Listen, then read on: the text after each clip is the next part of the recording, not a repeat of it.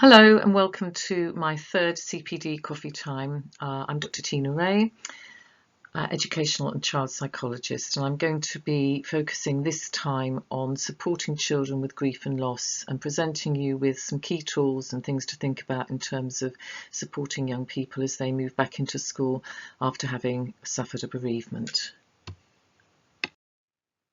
My background was initially as a teacher in schools and a specialist teacher for children with social, emotional and mental health difficulties. I'm also obviously a psychologist, but I also write extensively, and I'm very passionate about supporting children and young people to develop and maintain good mental health.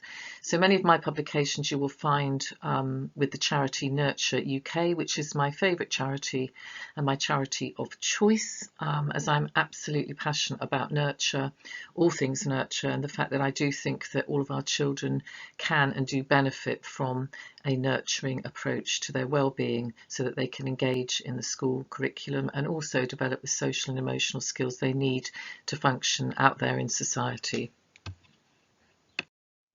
The majority of my most recent publications are also with Hinton House Publishers, and I'll be making reference to some of the resources from some of these publications in the following slides. I love working with Sarah Miles at Hinton House. She's the most empathic and principled and ethical publisher in my experience. So I'm looking forward to continuing this really fruitful relationship with her, producing resources that actually support people on the ground in schools who've got to effectively work with children and young people with mental health difficulties and problems. So key aims today. Basically, I want us to think about the extent of loss and bereavement in children's lives, and obviously this is extremely pertinent at the time of recording this as we're in lockdown in May 2020.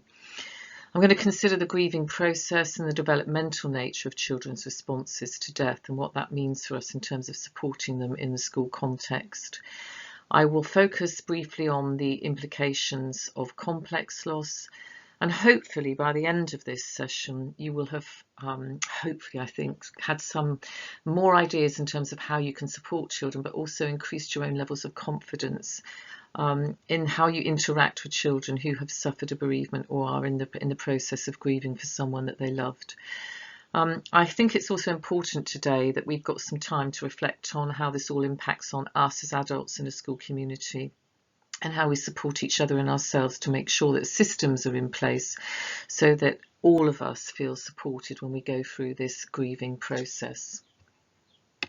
There are many common areas of loss that are common to all of us, and for children I think these are generally around losing grandparents, new babies coming into the home, so losing their position as the first sibling perhaps, also parents divorcing, splitting up, things around losing financially, transitions between schools, and adoptive children in particular I think probably have experienced more losses than many children who are thankfully in nurturing homes with supportive parents.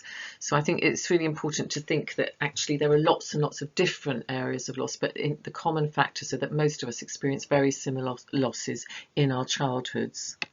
So death, loss and bereavement, three terms bandied about, and it's quite important just to basically clarify these at the outset, that death is in fact simply the ending of life. Bereavement is the loss of someone and the grieving process that goes with that. And loss can be both of inanimate and animate objects, people, things, and children can lose a sense of self, they can lose toys, they can lose pets, they can lose grandparents, but things are both inanimate and animate, and the sense of loss and the grieving will be more difficult when they experience the loss of something that is really, really significant to them. And what we mustn't underestimate is that losing your pet or something that you've really loved as a child, a favoured toy, a comforter, can be equally as traumatic for a very young child.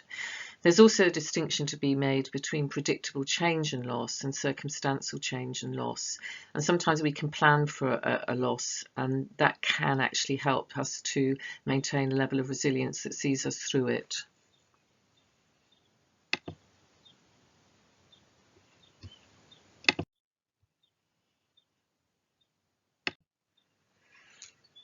Bowlby's attachment theory shows us how Babies are programmed to bond emotionally to primary caregivers. And it's this attachment and this secure attachment and bonding that really gives children the foundation for longer term mental health and the ability to form reciprocal positive relationships in the future.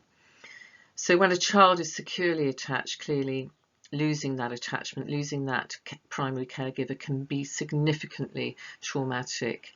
The difficulties occur when these primary attachments are broken and when some of these childhood losses remain unresolved. And I have certainly lots of personal experience of this. In my first job as an educational and child psychologist, I was allocated to a school for children with social, emotional, behavioural difficulties then, now social, emotional, mental health difficulties. And very, very significantly, the majority of those children and young people certainly had very insecure attachments, and many of them had experienced bereavements and losses in their early years that were never resolved, and certainly they did not receive the kind of clinical input that they should have had at the time of that loss. And I think my own experience in this area, in that particular context of the special school, certainly reinforced the need to support children through the bereavement process. The biggest group of children excluded from school for bad behaviour before the age of 9 are those who've suffered a bereavement. I mean, this is an old statistic here from the Home Office Statistics 2001. However, I think it's still pertinent today. And I think as well that we mustn't lose sight of the fact that not actually being given support during that process of bereavement can be really significant on these children and young people. When we looked at the records of the majority of boys in the special school context, there were 66 students at the time, and I think only 3 of them were girls. Looking back at their records, not only was there a litany of missed opportunities to support them, but there was a consistency here in that many of them, I think it was over 80% of the boys, had experienced a bereavement in the early years, primarily someone like their granny or auntie who had taken on the primary caregiver role. And this was quite significant because when I spoke to them about it, when we were doing some research around this, it was very clear, became evident very quickly that none of them had been offered any kind of therapeutic input as a result of that bereavement. So there was a lot of unresolved loss going on for these young people. And this confirms it really. Parental bereavement may put an individual at greater risk of social exclusion and mental health difficulties. So underlying this, we need to think about the biochemistry of attachment and loss here too.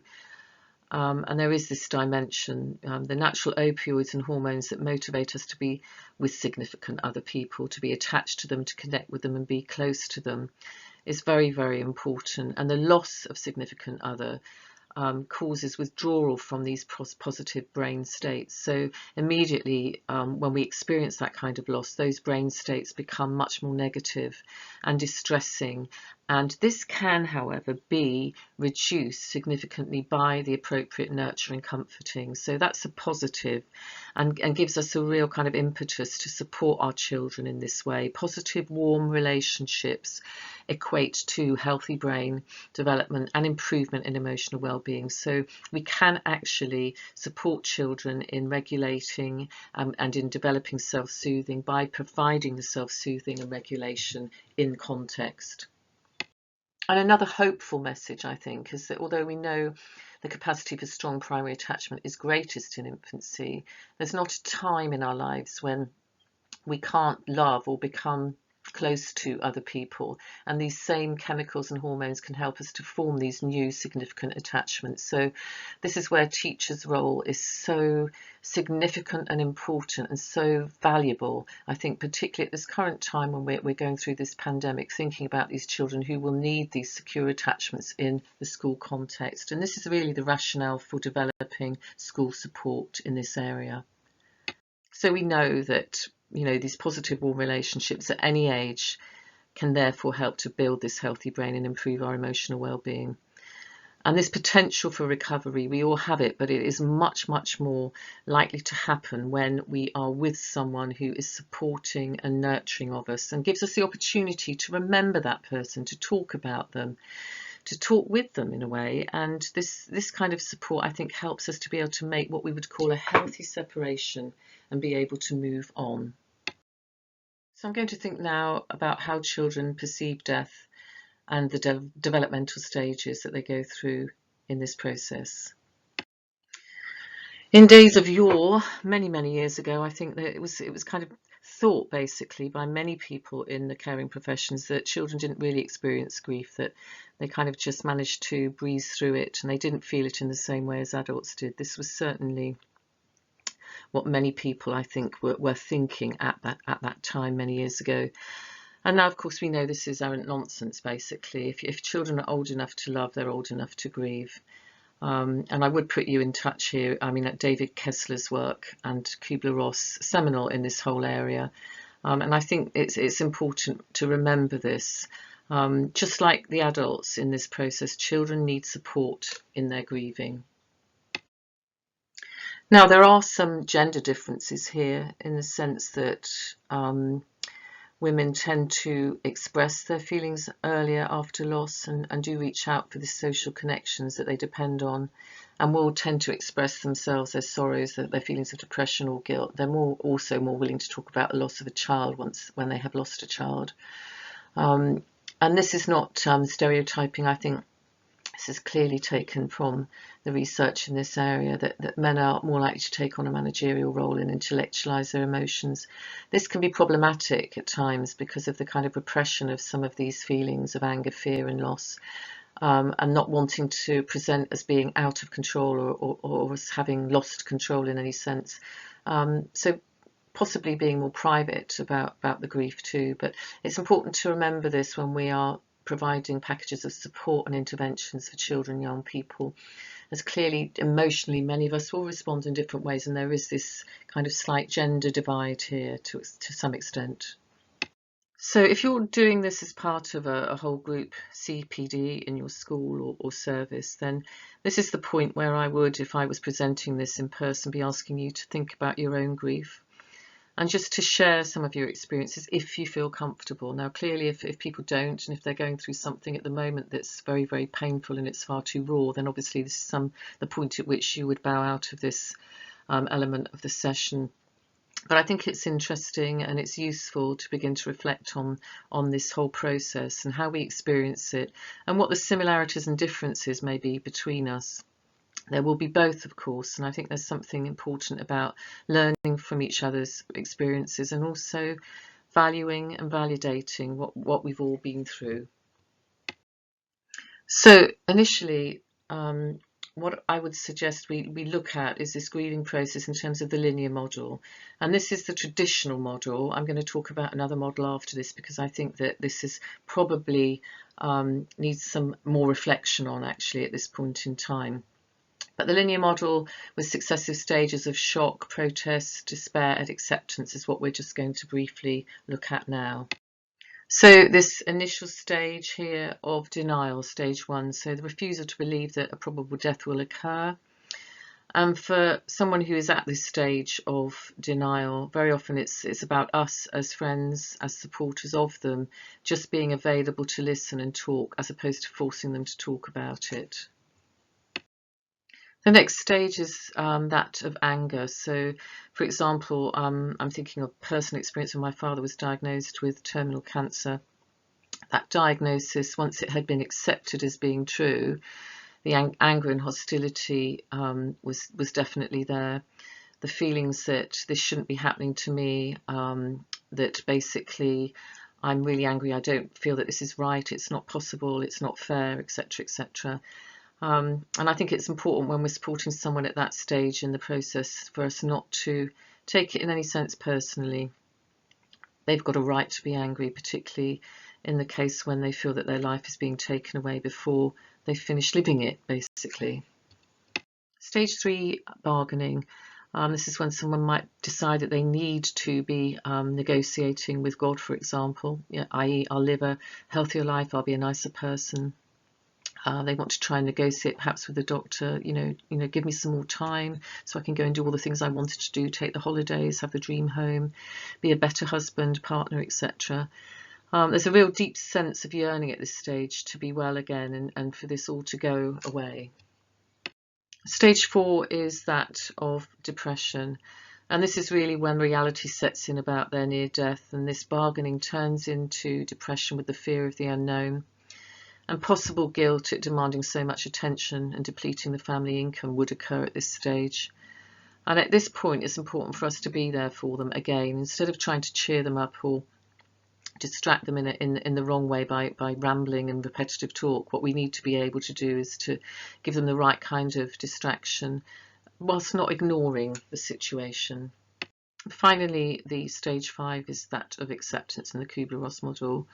When the dying have enough time and support, they can often move into this stage of acceptance. And some may achieve an inner peace about this. And what do they want? They want people with them who are supporting them, who care and love them, to be there by their side, to take this journey with them. However, there have been and continues to be many criticisms of this model, because people take it at sort of face value and think that it is linear and you move through each step in order. Well, of course you don't. What tends to happen is you move between them and backwards and forwards, and sometimes you never get to the acceptance stage, and sometimes you can remain angry for the rest of your life when you've lost someone that you really, really love and you are still missing them. And I think we need to remember that and factor it in. I like Tonkin's model of growing around grief, which I'm going to present now. Barbara Munro adapted this model, growing around grief, and I love this illustration of the grief being so big and the jar feeling as though the grief has been squashed in. It's kind of busting to get out and gradually getting smaller. In effect, what's happening is that we're growing around our grief. So the jar gets bigger, we grow around it. We'll still experience it. We'll still have moments when we get those flashbacks, when we suddenly find ourselves crying for no apparent reason because we really dearly miss that person. And this is the price we pay for loving. I personally think that we don't ever stop missing the person. I don't think that you ever stop loving the person you loved so much in life. I think they're always there in your head, in your heart. And I think there's always the pain that's associated with that. I think what happens is that we just get used to living with that pain. It becomes the normality for us. So, and it's also something that kind of fluctuates. We can have good days, bad days. We can have lots of memories on one day and no memories at all on another day, but it's there and we know it's there.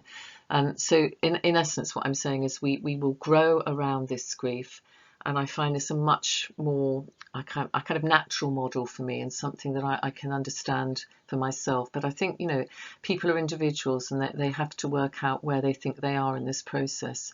This helps me because I know that what I experience is normal. And in essence, this is what we've got to say to people. If they're still angry, if they're still upset, there's days that when we will feel like that. The problem occurs when we can enter into what I would call complex grief, when that anger and that depression goes on and on and on. And that's not the same as growing around grief, but I'm going to come to that as we work through this presentation later. So when we're thinking about younger children and teens, we must obviously look at possible behaviour changes which will occur during the bereavement process. There may be an interrupted sleep. The child might be far more emotional. They might develop separation anxiety from the parent who's still available to them or alive. They may get angrier with friends. They may find it harder to concentrate. They may have far more negative thoughts. They may have more stomach aches and feel unwell more of the time. So I think these are behavioural changes that may occur. So children's responses to loss and death reflect their developmental stage of thinking. What I'm going to go through now are these different stages, from babies through to the egocentric 3 to 7-year-olds, to those at 7 to 11 who have engaging in concrete thinking, and those with abstract thinking at age 11 onwards usually. And these are quite loose, but I think it's useful to have a look. So babies will pick up on the emotional distress and moods of those around them. I've worked with children who've been bereaved very, very early on and had other professionals say to me, well, he was only about a year old when his mum died or his granny died. I don't understand why there's still some element of loss here, because he couldn't have possibly understood what was going on. And I'm thinking, yes, you might not have a cognitive memory of it. You might not have a cognitive understanding, but you will have an emotional memory. And I think babies are very good, as we know, of picking up on the emotional distress and moods of those around them. So even if they are not aware cognitively, they will be aware emotionally that the bereavement, the loss, the grief is there within the family unit. Toddlers and very small children may ask some very direct and sometimes quite quirky and difficult questions during this time, and they'll ask the same kind of questions again just to make sense of their confusion. One little boy that I worked with many years ago asked me if his granny who died was still going to be able to poo. And I did giggle in my head because I thought that's just such a bizarre thing to ask. But then you think, well, why wouldn't it be something that a child would think, actually? What really happens then to your body? So those are the kinds of questions that they need to have answers to. And it's important that they do, because I think any dismissing of emotions and their thoughts and feelings around the whole situation can be very, very damaging in the longer term. Some of the younger children will have disrupted eating and sleeping patterns, and they might regress. They might just present as being much younger for a while and want to go back to play with babyer toys, baby-like toys, and kind of sometimes also in their language revert to baby phrases that they would have used much earlier on when they were toddlers, very young toddlers.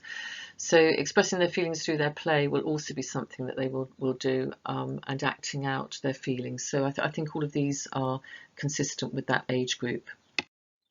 Primary school children might not want to be separated from their main carers, and this is very, very important, because I think we may see far more of this at this current time post-pandemic, when children come back to school, and there will be a great deal more separation anxiety, I feel, for some of our children. And I think also they sometimes will think that they may have been the cause of the problem. Something that they said or did had caused that person to become ill because they were naughty, or they said something horrible, or they misbehaved. Again, there may be some regression in behaviour, and they might find it hard to concentrate at school. They may be more falling out with friends and arguments, and again, the sleep and interrupted sleep may be an issue, along with nightmares. Some of the physical complaints might also include tummy aches and headaches, and these are not somatic. They will be very real to the child. Secondary school children, teenagers, may find it harder to talk about their feelings and want to try and deal with things on their own and just talk to their friends.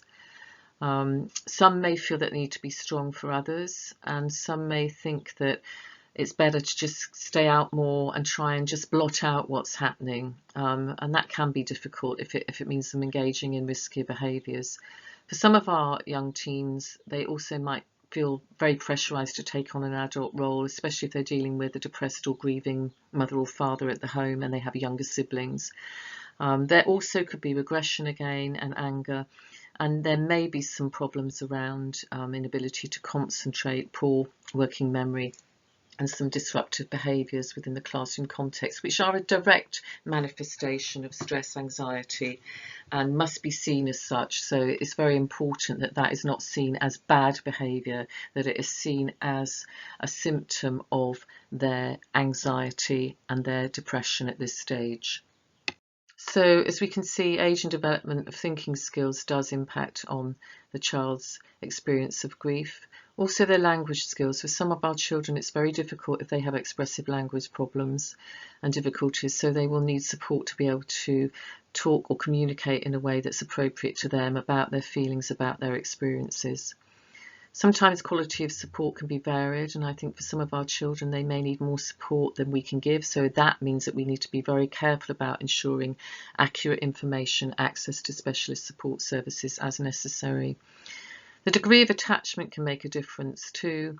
For some of our young children who've been really securely attached, this is hugely traumatic to miss this person. But for others who've been less securely attached, there can be different results really, and different experiences that they have in the process of grieving. It may be that they feel a great deal of guilt. It may be that they feel very, very different feelings, which are quite positive, because actually the person who has died has not been someone who was particularly kind or helpful or supportive of them. So we have to be thinking about that level of attachment and what their experience was of a relationship with that individual who's deceased. So very important as well, their feelings of control over events. That can affect the child. If you feel less autonomous, you tend to feel more anxiety and stress. And for many of our children, they will be feeling at this current time in particular that they have very little control, and also particularly if they've had grandparents who have died from COVID-19 and they've not been able to say goodbye. This will be significant for them in terms of actually accessing the curriculum and coming back into school and getting the kind of support that they need. They will need a great deal more support. So in general terms, what we all need to be able to do is to respond appropriately to children's questions and their responses in the school context. It's vital that we don't brush these aside. We must never negate them. We need to validate them, listen, and make sure that our language is the language of comfort and nurture and safety, and that we make sure it's language that the child can understand. I think it's very important that we don't revert to using literal, terms that aren't literal, such as "he passed away," "we lost your father," Granny went to sleep. And this is really important because language makes a huge difference to children's feelings of safety. And also, if they take this literally, which many younger children will, then it's something that's very difficult to understand. One little boy that I worked with, who was told that his granny had gone to sleep, developed significant difficulties at night time going to bed. He was absolutely petrified that if he went to sleep, he would die in his sleep like his granny did. So I think it's very, very important. Also, we need to avoid being shocked by this blunt inquiry. So the little boy who asked if his granny would still continue to poo now she was dead, we need to actually just answer that genuinely without looking shocked. They mustn't feel that they've done anything wrong in asking their questions and in actually airing their concerns and their thoughts about death and the whole process. And essentially, of course, we have to be sensitive to differing spiritual beliefs.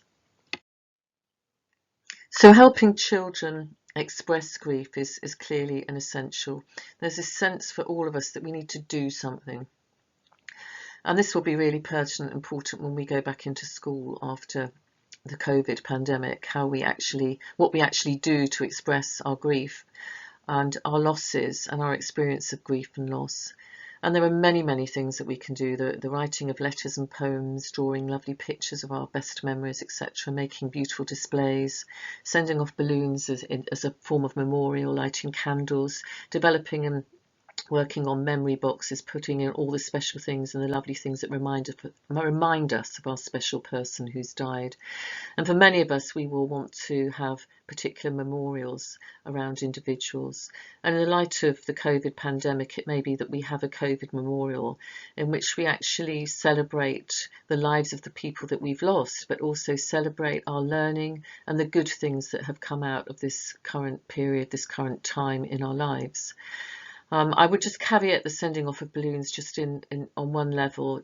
I am slightly reluctant now. I know people love it, but I just get a bit worried about the amount of plastic that's going out into the environment. So you might want to think of something else. We may want to do something with paper, such as paper lanterns or something. So the next few slides are basically some very simple ideas and illustrations, examples of the way in which children processed and thought about and remembered the people that they loved. So this is The Best Day Out by Sam, age 7, when his father died. And supporting children to think about where they are in their grief. Just looking at this picture very quickly, which one would you be? Would you be that one on the bench there with your head down, looking sad? Or are you the one that's right at the top now? You're quite happy most of the time and you can manage it. Or are you the little girl at the side on the left who's covering her face because it's all too much for her to be there now? So it's just to actually get them to articulate, to think about where they are in relation to other people and what they think other people are thinking of them, and they're thinking of those people too. And this is cave page. So basically, very simply, the bear's in the cave, he's guarding it. What's he guarding? What feelings is he guarding? What's behind there in that cave? And this is a useful way. Can you draw those feelings inside that cave? It's a useful way of children actually beginning to express what's inside them. But again, it's like using puppets. It's much safer for the child to approach it in this way very often because you're not actually personalising it to them in a very literal sense. And a simple way of keeping their name alive. So all of these things about you, your name, age, hair colour, best day out ever, etc. And then writing similarly about your special person who's died, so that basically you are keeping their name alive. There are a huge number of useful books and workbooks and resources out there that you can download. Winston's Wish, the Good Grief Trust, etc. has lots and lots of stuff that you can actually download for free. And just basically simple ideas and strategies that you can use very safely in school. Making a memory box or book, again, a special book. And I think maybe this is, something we'll be thinking post-COVID about, making a special book to remember our lockdown experiences and to celebrate some of the good things that came out, whilst also really thinking how hard it was, but how we got through it too. Blob cards, very useful. I can't actually recommend them enough for this whole process of beginning to think about our feelings. So these are just a few ideas. Again, memorials, the jar of memories, grief masks. I quite like these. Actually, what does it look like? And there's me underneath this mask. It might be my mask. It might be a mask for my mum, my dad, or someone else. Puppets, masks, anything that helps the child express it in a way that doesn't make them feel at all threatened is very, very useful.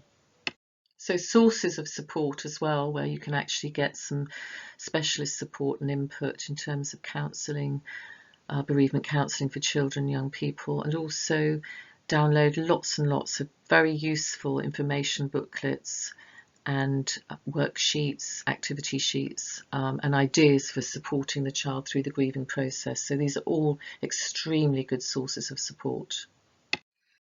What we do have to look out for is this notion of complex grief. For some of us and some of our children who are grieving because they have had a parent take their own life, or they have witnessed a murder or an accidental death, they will experience post-trauma symptoms, PTSD. This may involve re-experiencing these feelings and this trauma on a regular basis, which can then result in avoidance and higher levels of arousal throughout each of the school day, that they have to be in school but also outside of school as well. This is very, very complicated, and I think for some of our children very, very traumatic to relive this on a daily basis. And we need to be very clear that we are observant, that we engage in watchful waiting, so that we can ensure that we are there to support children and refer them on as quickly as possible if we think that their bereavement has been really, really traumatic and they are experiencing complex grief, they're stuck in their grief, and the difficulties are really, really very, very significant for them. And understanding what this complex grief looks like, we simply have to look at what uncomplicated grief looks like and think about the opposites. So for someone who goes through the normal process of grieving, they will begin to accept the loss. They will be able to believe that life holds meaning still, even though they've lost this person that they love, and still have and maintain and sustain a coherent sense of self, feeling self-efficacious and having a healthy daily routine in which they engage in the curriculum, they engage with their friends, they keep connected with people and invest in their relationships. They'll also be able to find meaning and pleasure in things that they used to love, whether that's particular hobbies, dancing, singing, playing particular sports, or being creative. The child who enters into complex grief and gets stuck will experience and display all the opposites of those. Okay, so basically we're talking about significant levels of depression and an inability to connect to others, and just feeling really a sense of hopelessness.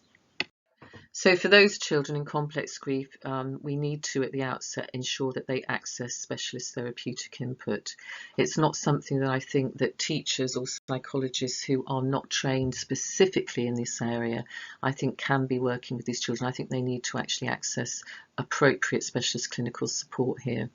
However, in a school setting, I think it has been very useful to develop grief support groups. And I think for some of our children and young people, this will be very, very helpful.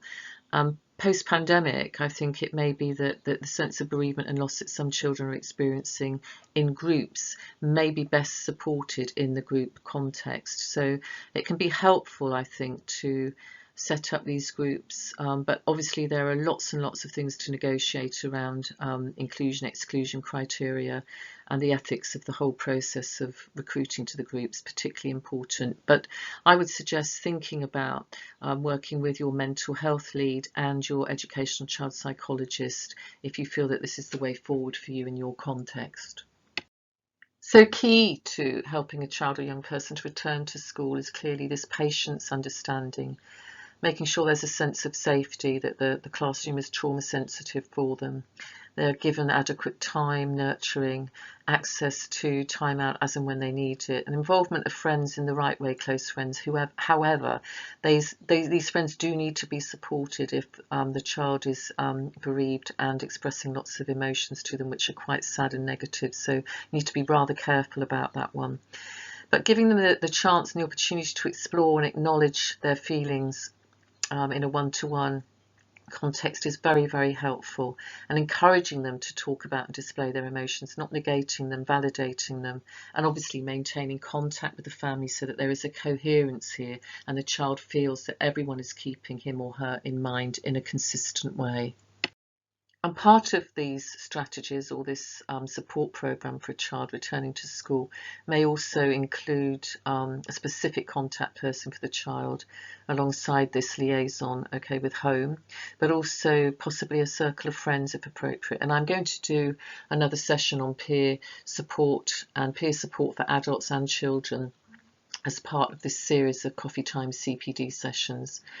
So I won't go into detail of that here, but I think it's important. It's a very useful tool and strategy, and we've been using it for many years as child psychologists working in schools.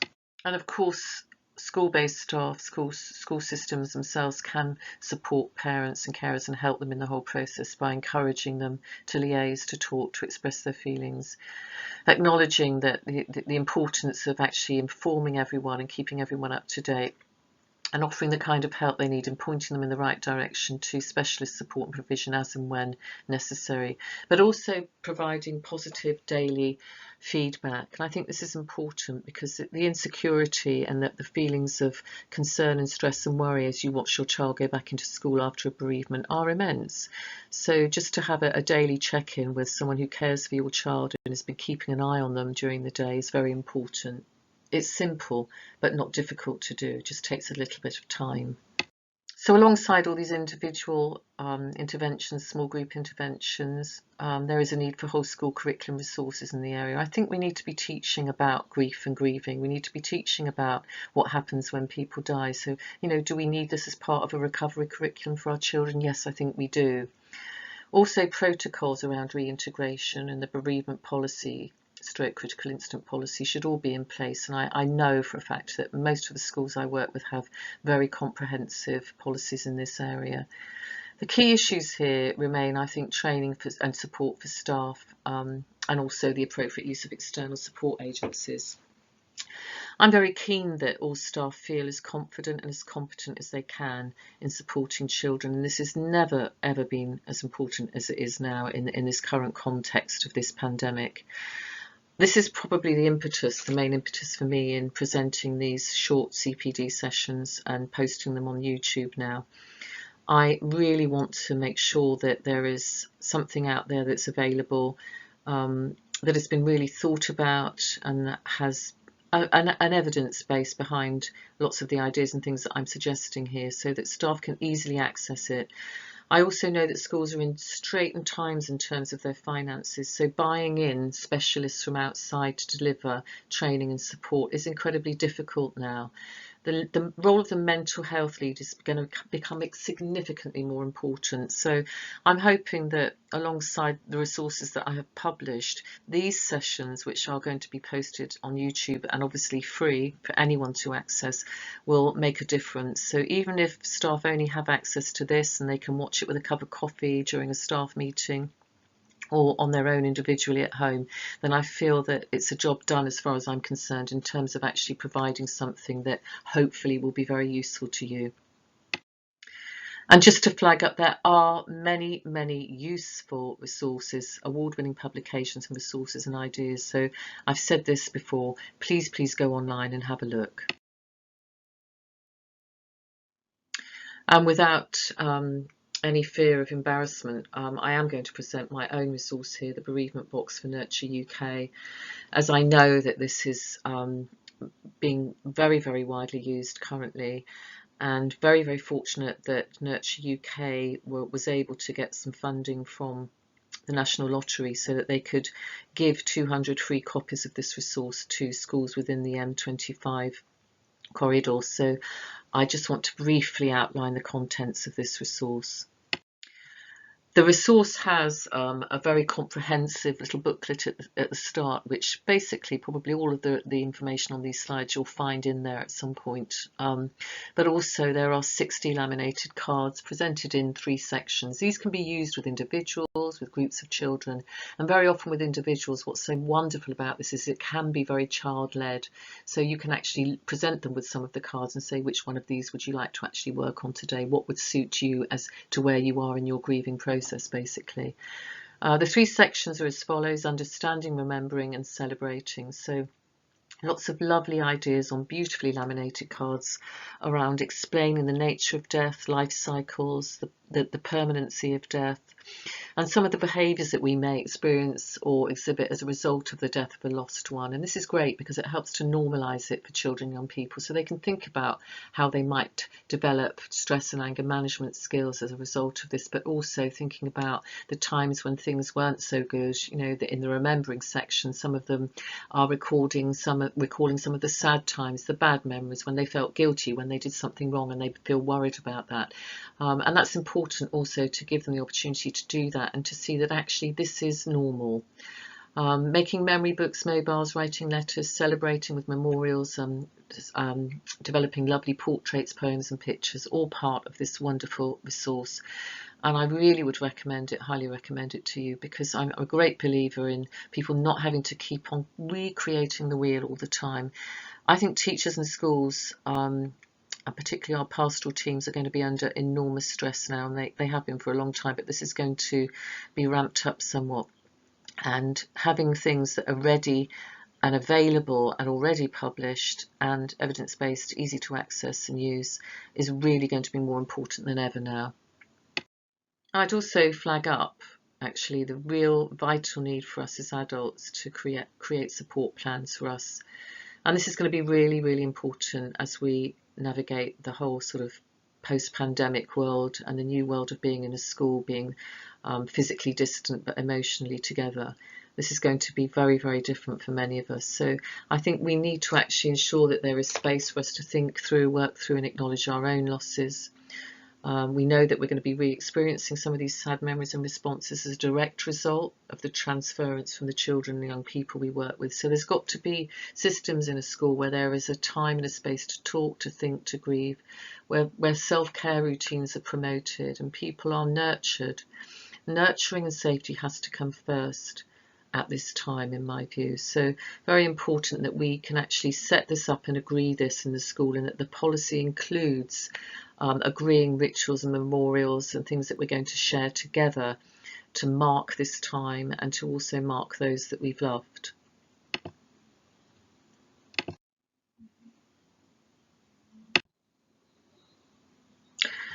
I also would like to unashamedly flag up the Wellbeing Toolkit for mental health leads, because again, I think this is going to become an issue. School staff are going to need more access to support and training, and it's got to be quality training that they actually access. So this is a whole session, 20 sessions of CPD that can be delivered by your mental health lead for the school team, for the staff team, and the pastoral team in particular. And I think this is going to be more and more relevant at this time when school budgets are stretched.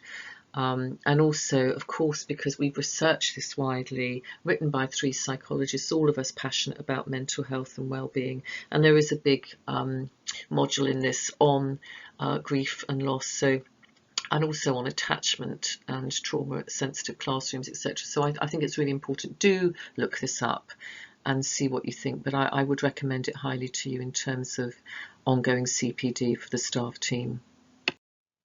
So finally, just this lovely last quote. We talk about them not because we're stuck or because we haven't moved on, But we talk about them because we are theirs and they are ours, and no passage of time will ever change that.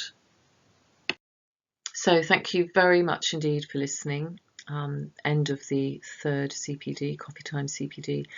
There are going to be lots more. I've been thinking a great deal during this lockdown period about the need to provide resources and to share what we know and to give psychology away. So I'm going to keep recording sessions on all the topics that I think are going to be of relevance and needed at this time, including self-harm, peer support, self-care, trauma-informed practice, etc. So looking forward to you hopefully engaging with these sessions again in the future. Thank you again. Bye.